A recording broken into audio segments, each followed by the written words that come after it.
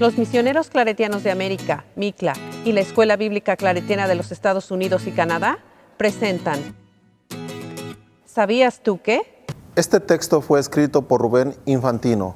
Mi nombre es Gabriel Rosas, soy estudiante de la Escuela Bíblica Claretiana aquí en Chicago. El texto de Romanos 5 ha sido leído siempre desde la perspectiva tradicional que concibe la humanidad como caída y perversa, necesitada de redención. Por ello resulta apropiado analizar el relato bíblico de Génesis 3 que nos habla sobre este tema. En este relato vemos el momento en el cual Adán y Eva desobedecen el mandato divino de no comer del fruto del árbol, del conocimiento del bien y del mal, y como resultado obtienen la maldición de la muerte. Génesis 3, 19. Y finalmente la transmisión de dicha maldición a toda la humanidad. Si leemos atentamente, no vemos ninguna afirmación en donde Dios señale que toda la humanidad desde ese momento va a quedar maldita por la transgresión de la primera pareja. Por el contrario, maldice únicamente a la mujer por medio de aumento de dolores del parto, Génesis 3:16, al hombre por medio del trabajo duro en la tierra, Génesis 3:18, y también a la serpiente destinándola a arrastrarse por el resto de su vida, Génesis 3:14. En el relato del Génesis 3 debe ser considerado como un símbolo figurativo que representa al pueblo de Israel en sus inicios. Adán y Eva no son simplemente una pareja a la que Dios creó para que se multiplicaran, sino un relato mitológico sobre la historia de Israel. Por eso debemos tener en cuenta que dicha narración intenta transmitir un mensaje específico que responde a una realidad colectiva en su momento histórico, y no pretende de ninguna manera tratar el asunto del origen del mal de toda la humanidad. Por esto podemos apartarnos de la visión tradicional que tenemos sobre este pasaje e intentar leerlo desde la perspectiva que se ha planteado aquí brevemente para así comprender el mensaje que Pablo quiso transmitir a los creyentes romanos. Acercamiento al texto de Romanos 5, lenguaje simbólico del pasaje. Lo que intenta evidenciar en los primeros versículos del texto es el grado de responsabilidad que tiene cada ser humano sobre sus acciones, sean buenas o malas. Un ejemplo de ello es la frase del versículo 14 que dice: la muerte reinó sobre todos los que pecaron. Es importante tener en cuenta que este lenguaje servía como un mecanismo de identidad para todos aquellos nuevos creyentes que sufrían en carne propia las opresiones, injusticias y desigualdades del Imperio Romano, y más aún de las discriminaciones interculturales que existían internamente en la comunidad, de manera que fuera un simbolismo que sirviera antagónicamente a todas estas situaciones que se presentaban dentro de la comunidad de Roma. No obstante esto, se puede llegar a pensar que los creyentes típicos eran personas que antes de su conversión pensaban que eran pecadores, que necesitaban de la redención divina para ser salvados. En torno a ello, el biblista Mix comenta que es poco conveniente pensar que los conversos típicos fuesen unas personas que antes estuvieran abrumadas por la conciencia subjetiva de culpa. De hecho, en los escasos lugares en donde Pablo habla de su vida pasada, lo hace con orgullo. Gálatas 1, 13 y siguientes. Filipenses 3, del 4 al 6. Por esto es dudoso que la intención que Pablo tenía para transmitir este mensaje a los romanos estaba estrechamente ligada a la redención de la humanidad por el hecho de que son culpables y su naturaleza está sujeta al pecado.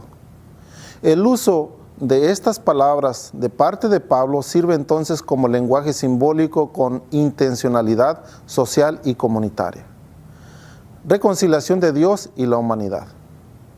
Otro de los puntos que deberían tomarse en cuenta en este pasaje es la equiparación que Pablo hace sobre la reconciliación que Dios mismo ofrece para que no existan más enemistad entre Dios y los seres humanos. Romanos 5, 21. En una sociedad en donde las situaciones de enemistad y discriminación son bastante pronunciadas y evidentes. Lo que parece más conveniente a los ojos del biblista Mix es que el lenguaje de justificación divina estaba enlazado estrechamente con la relación entre los judíos y gentiles. En cuanto al mismo tema, la biblista Elsa Tames sostiene que dicho lenguaje de justificación de la culpa de los seres humanos es una muestra fehaciente de la realidad precaria del sistema romano. Dicho sistema tiene un poder estructural, político, económico y militar a la cual es imposible hacerle frente. Es una estructura de pecado que lleva a la muerte. Para Tames, este es un sistema que se presenta como protector y pacificador, pero esconde en su seno la práctica de la injusticia. La autora resalta que toda la sociedad tiene invertidos sus valores al punto de ser cómplices de la práctica de injusticia de parte del imperio. En esta ausencia de conciencia y de justicia, precisamente lo que lleva a Pablo a teologizar sobre el pecado desde Adán. Entonces, ante una fuerza opresora de injusticia, no había casi ninguna esperanza. Era en cierto sentido imposible para Pablo hacer justicia por sus propios medios. Hasta las autoridades romanas les habían condenado, siendo inocente. Por esto, el anuncio de la justicia de Dios parece como una gran noticia. Pablo no hace más que recordarla, porque esa justicia llegó con Jesús, su vida, su muerte y resurrección. La esperanza en dicha justicia es la que capacita a los seres humanos para que sean hacedores de justicia en su comunidad. Es solo esta fe y esperanza en lo posible de su contexto lo que fortalece las vidas de cada uno de los creyentes en Roma a los que Pablo se refiere. Y para terminar con el argumento de Elsa Tames, ella reitera que tradicionalmente se ha creído que los creyentes son justificados únicamente por la fe que tienen en Jesucristo. Una mejor traducción posible de Romanos 3:22, por la fe en Jesucristo, es que se es justificado por la fe de Jesucristo. Y aquí viene a interpretar lo expuesto por Pablo en Romanos 5. Si por la desobediencia del primer Adán se introdujo la muerte en la humanidad, por la obediencia de Jesús, figura del segundo Adán, estos fueron constituidos justos, Romanos 5:19. Fueron recreados para la vida, fueron hechos sujetos capaces de hacer justicia al orientarse por la lógica del Espíritu que lleva a la vida. El mundo en que Pablo y sus lectores vivían era un mundo marcado por una realidad llena de opresiones e injusticias de parte del Imperio Romano que mantenían prisionera a la verdad, Romanos 1:18, y desigualdades y juicios de parte de los judíos respecto de los gentiles, Romanos 3:9. El pecado que simboliza la acción de Adán y Eva es pretender ser como Dios, Génesis 3:5. Y es precisamente en este sentido que Pablo critica las acciones absolutizadoras del imperio, que giraban en torno al culto y deificación del emperador. Dichas acciones iban en contra de la integridad de toda la sociedad, de los hombres y mujeres menos privilegiados. Era un delito, un pecado, Romanos 5:15, y dicho pecado es lo que causa que día tras día muchos mueran, Romanos 5:15, y vivían unas vidas como pagando una condenación, Romanos 5:16. Sin embargo, el don de Dios es mucho más grande y por medio de la fe de Jesucristo vio toda esa realidad de pecado que damnifican a la sociedad y a partir de dichos pecados hizo justos a muchos hombres para que hubiera un mundo mejor. Conclusiones. Primero, el pasaje tiene como finalidad el evidenciar y denunciar todas las injusticias que se presentan constantemente en la sociedad, damnificando la integridad de todos los seres humanos. Dichas injusticias y delitos son causados por uno que desobedece los mandatos de Dios, queriendo ser como un Dios en el mundo, imagen adecuada para catalogar eventualmente al emperador Nerón. Segundo, el pasaje no debe entenderse desde la teología de la redención del ser humano como comúnmente se afirma.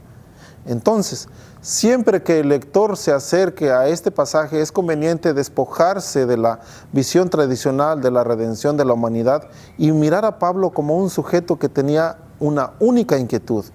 El mundo en el cual vivió debe cambiar y eso es posible solo gracias a la justicia de Dios que hace de los seres humanos armas de justicia al servicio de Dios. 3. Una propuesta para nuestra actualidad consiste en ver a Pablo como un promotor de paz, esperanza y justicia por medio de su mensaje cristológico, pero también debería entenderse como un individuo que promueve la igualdad entre personas de diferentes culturas, géneros, clases sociales y hasta religiones. Esto fue lo que Pablo constantemente reafirma cuando plasma una teología de apertura para los gentiles. En este sentido, sería interesante ver que la mención de Adán, quien es el ancestro común de toda la humanidad en todas partes, como un modelo que señala la apertura de la salvación hacia todos los hombres y mujeres, independientemente de su mentalidad religiosa y sus costumbres culturales. Si Pablo hubiera querido señalar únicamente sobre el pueblo creyente en Dios, que siempre se ha fundamentado en las tradiciones del pueblo de Israel, hubiera hecho referencia a Abraham, a quien versículos atrás lo llamó el Padre de todos nosotros, Romanos 4:16. En este caso, la justicia de Dios se haría exclusivamente a los creyentes judíos y no a toda la humanidad sin hacer alguna diferencia. Muchas gracias. Gracias por sintonizarnos. No olvides darle un like a este video y compartir con tus amistades.